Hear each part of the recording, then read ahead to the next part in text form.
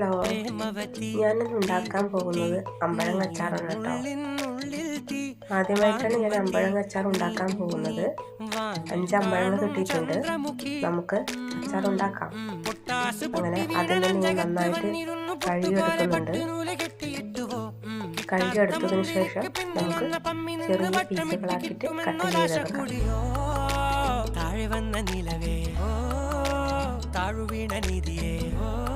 അങ്ങനെ ചെറിയ പീസുകളായി കട്ട് ചെയ്തെടുക്കുന്നുണ്ട്.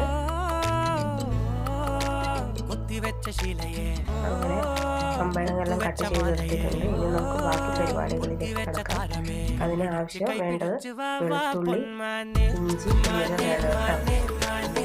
അങ്ങനെ അമ്പഴങ്ങ കട്ട് ചെയ്ത് മാറ്റി വെച്ചിട്ടുണ്ട്. നമുക്ക് വെളുത്തുള്ളി, ഇഞ്ചി, കറിവേപ്പില എടുത്ത് വെച്ചിട്ടുണ്ട്. പിന്നെ ആവശ്യമായ പൊടികളുണ്ട്. അച്ചാർ പൊടി ഇല്ല കേട്ടോ. അങ്ങനെ നമ്മുടെ ചട്ടി ചൂടായി കടുക് പൊട്ടിച്ച് അതിനെ ഇഞ്ചി, വെളുത്തുള്ളി എന്നിവ ഇട്ട് കൊടുത്തു. ശേഷം നന്നായിട്ടൊന്ന് ഇളക്കുക. ഇതിലേക്ക് നമ്മുടെ പൊടികളെല്ലാം ഇട്ട് ഒന്നും കൂടി മിക്സ് ആക്കുക. ശേഷം നമ്മളുടെ അമ്പഴങ്ങ എടുക്കുക. അമ്പഴങ്ങ എടുത്തിട്ട് നന്നായിട്ടൊന്ന് ഇളക്കണം.